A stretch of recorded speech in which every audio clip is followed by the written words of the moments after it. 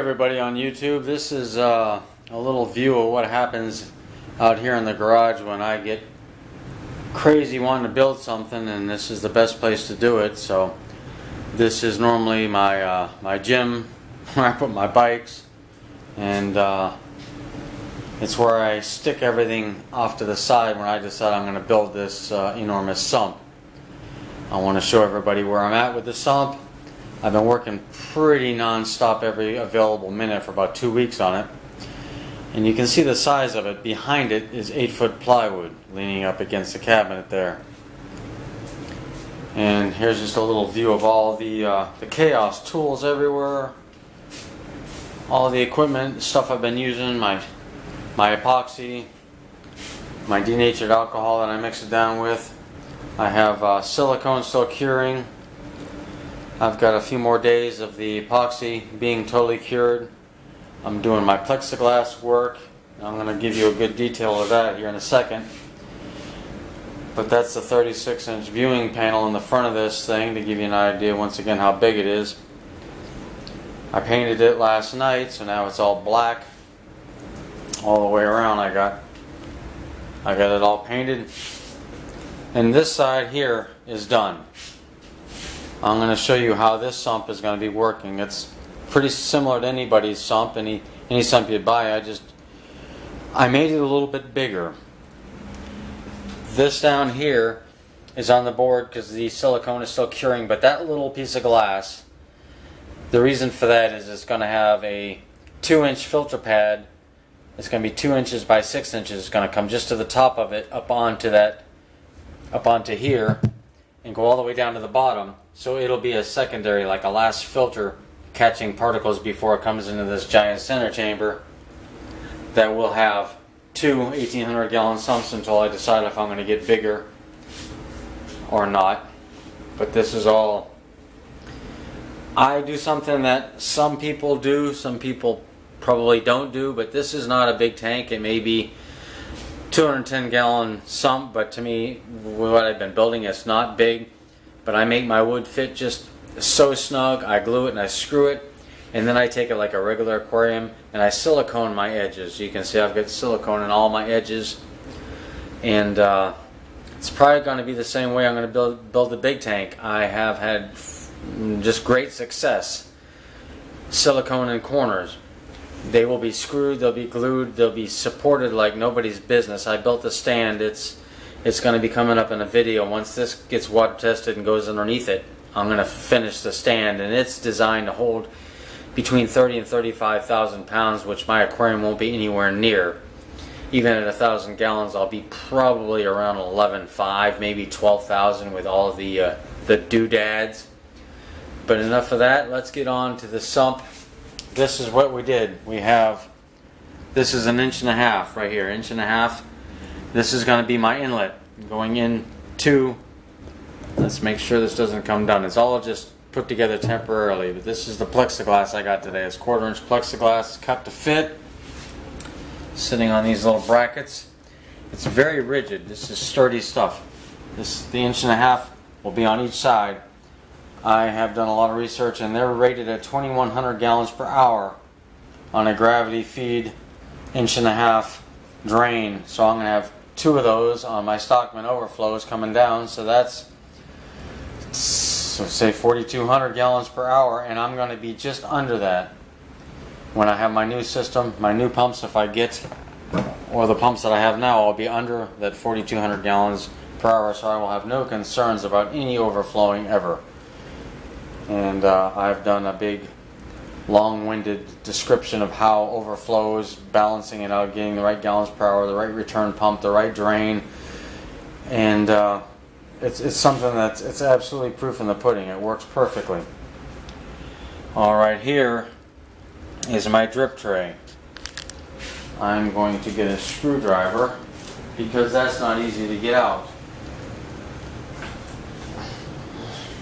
It's not hard to get out, but it's not easy to get out. This will be very easy though to do filter pads. I'm going to have filter pads on here as well, just like a normal wet dry. Trickle tower. There'd be pads right here.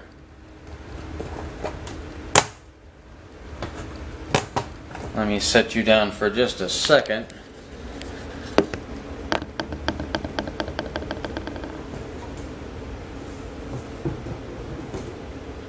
Here we go.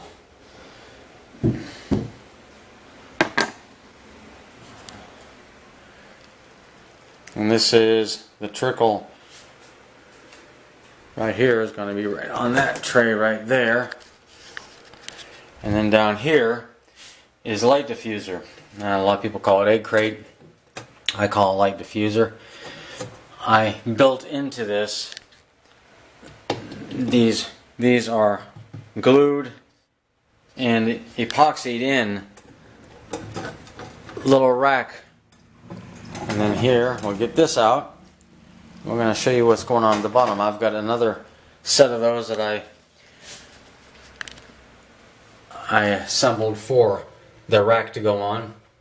The reason I did that was I wanted it to be waterproof, and I did not. The metal up here I'm okay with, but I don't want metal anywhere in my the water is going to be contacting. So that's why I went with an epoxy covered wood, just like the rest of the inside of this. And then the bottom, because there may be some large weight with all the media that's going to be sitting on this here rack. There's going to be quite a bit of weight. I'm probably going to have about five gallons of media on each side. So I made these. It's 4-inch pipe, and it's the right height to be in the center, so it'll give it the support it needs. And I thought, okay, I'm going to have a pipe that water can trickle into, and that's all I need, to have that being just a resting place for all kinds of water, and eventually that would just be a detritus nightmare. So I went ahead and I cut holes at the bottom so there'll be no constant pool. I mean, water will run through it just like it runs through the rack.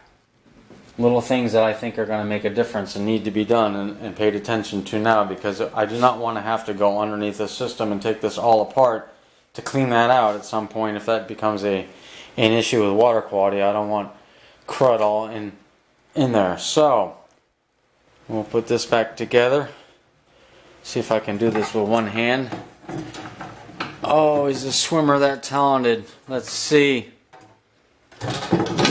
See how nice and sturdy that is? So I can have all my media on here and not have any concerns at all. Oh, now let's see if we can put this back in here with one hand.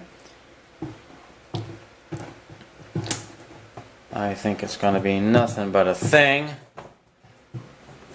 Trip tray is in.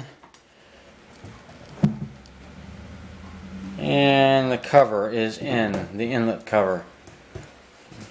That is what both sides are going to be like. And like I said, I'm going to have 2 pumps in here. I'm going to have them on a cinder block because I'm going to probably run this like I've run all mine. My water level is going to be pretty darn close, to 3/4. Then we have plenty of water volume. I'll probably run it right here at about 3/4. And when I dial in my return pumps, my return outlets on my large tank, I'll have them at a place where at no point will they suck so much water that this will overflow. I've said before how that's very important. You just have to pay special attention to where your outlets are, so that when it back siphons, it doesn't draw in more water than this sump can hold. Because if it was set with those too low, that's a whole lot of water. And I've already had a field day one time when a 220 gallon tank decided to let go at the bottom seam. Don't want any more issues with that. Anyway, I just wanted to bring everybody up to date. This is the sump. Going to get it water tested. I have very much confidence that this is going to work. I've got 4 coatings of Pond Armor in here. I think we're going to be good to go. Wanted to share. Everybody have a great week. Whole lot more coming. We've got a huge tank we're building. Want to share with everybody. Thank you very much for everybody who subscribed. Getting really close to the 500. And I want to do something special when we hit 500. Get everybody involved. Have a great week coming up, guys. Keep an eye on my channel. We're having some fun here. I want you with me. See ya. Later.